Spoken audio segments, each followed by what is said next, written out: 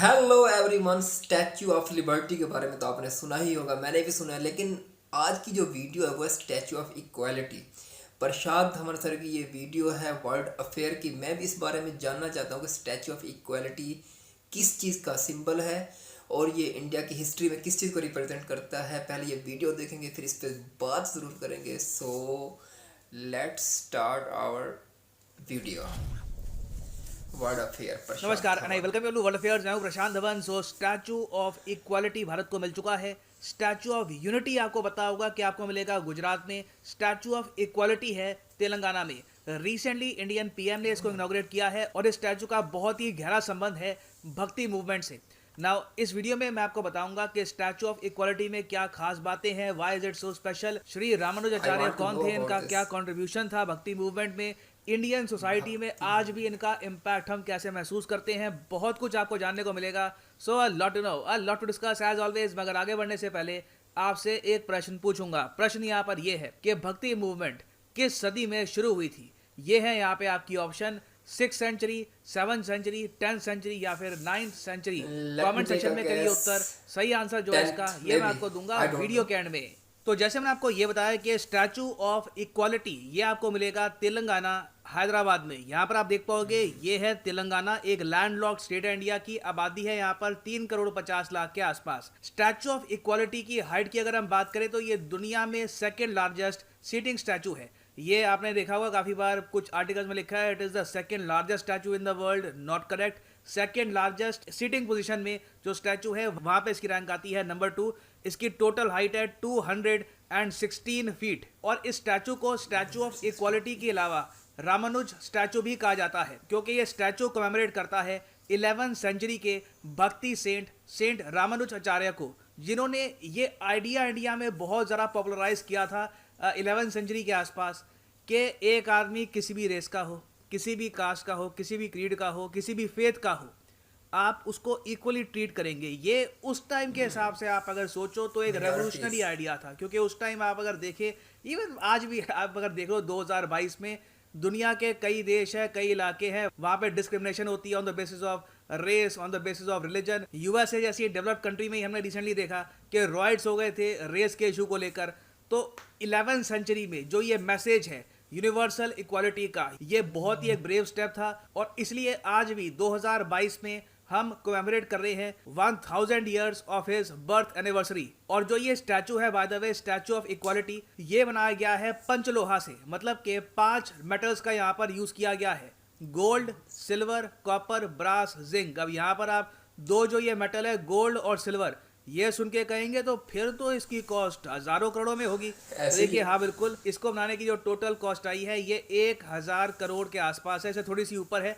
अब यहाँ पे आपका क्वेश्चन होगा 1000 करोड़ रुपए ये सारा पैसा सरकार ने दिया होगा, तो इसका आंसर है नहीं। ये एक बहुत ही ज़्यादा यूनिक बात है। जो ये स्टैचू का कॉन्सेप्ट है ये दिया था श्री चिन्ना जयार स्वामी ने, और जो भी यहाँ पर पैसा लगा है एवरी सिंगल रुपी ये फंडेड है entirely by donations from devotees globally. जी हाँ, श्री रामानुज आचार्य के इतने भक्त आपको मिलेंगे। इवन यूएस में, यूरोप में कई इंडियंस हैं वहाँ पे गए हैं, कई फॉरेनर्स हैं जो इनकी थिंकिंग से काफ़ी इंस्पायर हुए हैं, इनकी बुक से काफ़ी इंस्पायर हुए हैं। उन्होंने भी मिलियंस ऑफ डॉलर्स यहाँ पर दिए। धीरे धीरे यहाँ पे डोनेशन इकट्ठा होती गई। 2014 से लेकर 2017 तक तो डोनेशन यहाँ पर इकट्ठा हुई हैं और उसके बाद 1000 करोड़ का जो प्रोजेक्ट है ये कंप्लीट हुआ है। अभी जो मेन यहाँ पर स्टैचू है इसको पीएम मोदी ने इनॉग्रेट किया है। एक यहाँ पर जो पूरा कॉम्प्लेक्स है उसके अंदर एक और स्टैचू यहाँ पर मिलेगा जो 120 केजी गोल्ड का बना है। अच्छा, 120 केजी गोल्ड ही क्यों प्रिसाइसली? क्योंकि बताया जाता है कि श्री रामानुजाचार्य धरती पर चले थे 120 सालों के लिए, तो उसको कमेमोरेट करने के लिए ये स्टैचू यहाँ पर बनाया गया है। और इस स्टैचू को अनवील करेंगे प्रेसिडेंट रामनाथ कोविंद जी फरवरी 13 को।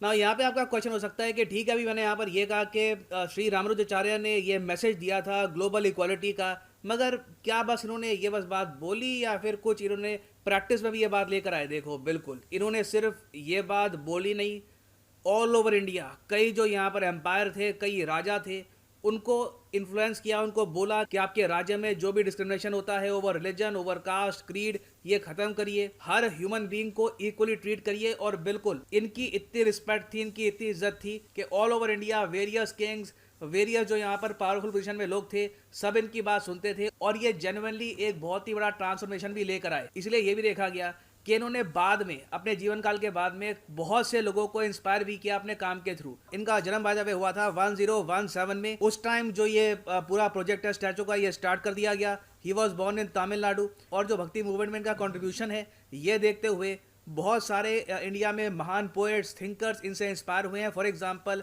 मीराबाई, संत कबीर, भक्त रामदास, ये सब लेजेंडरी थिंकर्स जिनकी खुद की आज के समय फैन फॉलोइंग है, ये ओपनली कह चुके हैं कि श्री रामानुजाचार्य से ये काफी हद तक इन्फ्लुएंस हुए थे। और इनका एक और जो लेजेंडरी कॉन्सेप्ट है वासुदेवाई कुटुंबकम का, ये आज भी हमारे प्राइम मिनिस्टर यूएन में जाकर बोलते हैं। इसका मतलब ये है all the universe is one family. ये कहा था श्री रामानुजाचार्य ने। और इंडियन गवर्नमेंट आपने देखा होगा वेरियस जो हमारे फेस्टिवल्स होते हैं, वेरियस जो बुक्स पब्लिश की जाती है, वहां पर इस कॉन्सेप्ट को यूज करती है। और इंटरनेशनली भी ये एक बहुत ही एडमायर्ड कॉन्सेप्ट है। तो आप समझ सकते हैं ये है इम्पैक्ट इनका, not just on India but on the entire world as well. और भक्ति मूवमेंट आप अगर देखो, वो शुरू हुई थी वैसे साउथ इंडिया से, और धीरे धीरे ये भक्ति मूवमेंट आराम आराम से कई सदियों में फैली।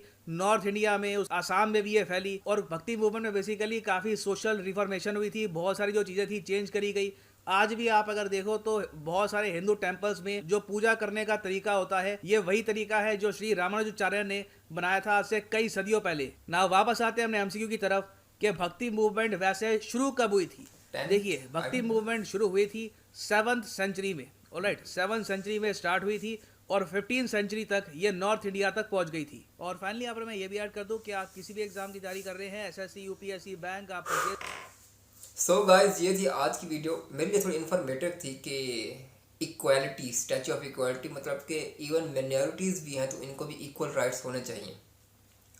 अभी जो मीडिया दिखाता है, मतलब कि जो मैं मीडिया पे दिखाता हूँ, देखता हूँ, कोई भी मीडिया, चाहे फॉरेन मीडिया हो, चाहे पाकिस्तानी मीडिया हो, इंडिया के मीडिया को हट के, तो मैं ये देखता हूँ कि भाई अभी इस टाइम पे मोदी के दौर में जो है ना, इक्वालिटी नहीं है। मतलब कि मिनॉरिटीज़ को वो हकूक़ हासिल नहीं है।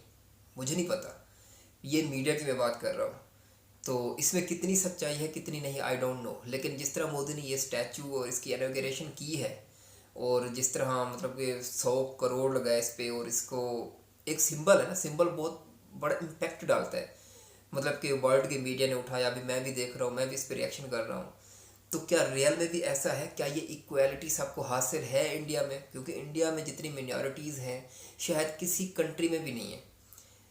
और जो मैं मीडिया पे देखता हूँ तो मीडिया पे यही दिखाया जाता है कि नहीं जी, मिनॉरिटीज़ को बराबर के हकूक़ नहीं है। मैं अपनी बात नहीं कर रहा, मैं मीडिया को कोट कर रहा हूँ। अगेन मैं यही कह रहा हूँ, ये किस हद तक सच है या किस हद तक सच नहीं है, ये तो आप मुझे कमेंट सेक्शन में ज़रूर बताइएगा।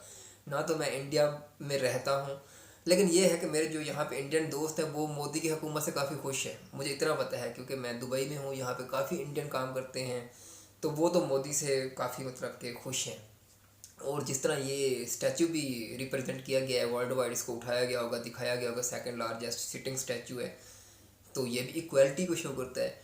और सिंबॉलिकली जो एक वैल्यू होती है ना किसी भी चीज़ की, वो बहुत मैटर कर रही होती है। तो मतलब कि वो शो करवा रही होती है वर्ल्ड वाइड के हाँ जी, इस कंट्री में, इस देश में बाकी इक्वालिटी है। But I don't know, media कुछ कहता है, इंडियन यूट्यूबर्स कुछ कहते हैं, इंडियन चैनल्स कुछ कहते हैं। टू बी ऑनेस्ट, रियली अभी तक 50-50 मुझे लगता है कि पता नहीं क्या है नहीं है। अगर आप मुझे काइंडली कोट करना चाहें तो ज़रूर कीजिएगा, कमेंट सेक्शन में मुझे बताइएगा कि एक्चुअली वहाँ पे क्या हो रहा है, आया कैसा है या नहीं है। सो बहरहाल ये एक वीडियो थी, इन्फॉर्मेटिव थी, मेरे लिए तो इन्फॉर्मेटिव थी ही, क्योंकि मुझे नहीं पता था कि भक्ति मूवमेंट क्या थी या स्टैचू ऑफ इक्वालिटी क्या है, आई डोंट नो। बट अगर आपको वीडियो अच्छी लगी है तो प्लीज़ सब्सक्राइब कीजिएगा, वीडियो को लाइक कीजिएगा। मिलते हैं अगली वीडियो में, तब तक के लिए टाटा।